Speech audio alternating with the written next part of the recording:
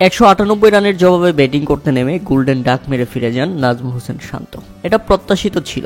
শান্তর এমন পারফরমেন্স আমরা আগে থেকেই আশা করি। পরে ছক্কা মেরে শুরু করেন তামিম ইকবাল। তাসকিন আহমেদকে হাঁকান দারুণ এক ছক্কা। তবে এরপর অবশ্য তাসকিন আহমেদ ফিরিয়ে দিয়েছেন নিজের প্রতিশোধ, কেননা পরের বলেই তামিম ইকবালকে ফিরিয়ে দিলেন প্যাভিলিয়নে।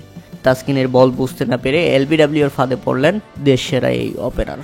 তাদের 5 বলে 7 রান করে ফিরে যেতে হয় তামিমকে। 12 রানে তখন ফরচুন বরিশাল হারায় 2 উইকেট। এরপরে তাসকিন আহমেদ তুলে নেন আরও একটি উইকেট, ফিরিয়ে দেন ভয়ঙ্কর হয়ে উঠতে থাকা কাইল মায়ার্সকে। কাইল মায়ার্স ফিরলে 30 রানের মধ্যে ফরচুন বরিশাল হারায় 3 উইকেট। উইকেটে আসা মুশফিকুর রহিমও সুবিধা করতে পারেনি। 11 বলে 13 রান করে ফিরে গেছেন প্যাভিলিয়নে। এরপর আরও একটি উইকেট, তবে এটা গুরুত্বপূর্ণ।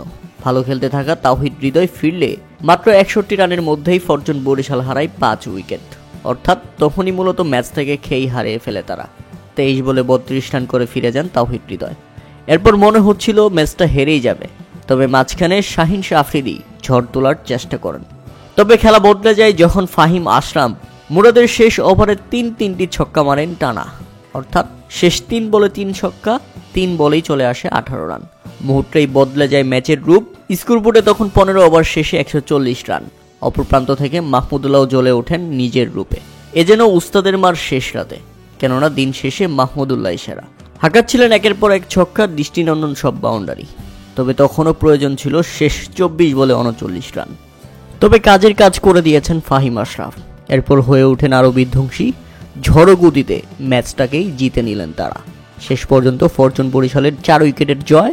18 ওভারের মধ্যেই খেল খতম। তাতে বিধা গেল ইয়াসির আলী রাব্বির 94 রানের সেই অপরাজিত ইনিংস। উল্লেখ্য যে প্রথমে ব্যাটিং করতে নেমে নির্ধারিত 20 ওভারে 3 উইকেট হারিয়ে 197 রানের বিশাল লক্ষ্য দাঁড় করিয়েছিল দুর্বার রাজশাহী। তবে জবাব দিতে নেমে শুরুটা ভালো না হলেও শেষ দিকে মাহমুদুল্লাহ রিয়াদ এবং ফাহিম আশরাফ কি খেলাটাই না দেখালেন। মাত্র 26 বলে 56 রান করে অপরাজিত আছেন মাহমুদুল্লাহ রিয়াদ, এবং মাত্র 21 বলে 257 স্ট্রাইক রেটে ব্যাটিং করে 54 রান করে অপরাজিত আছেন ফাহিম আশরাফ। এই ব্যাটার হাঁকিয়েছেন 7টি ছক্কা।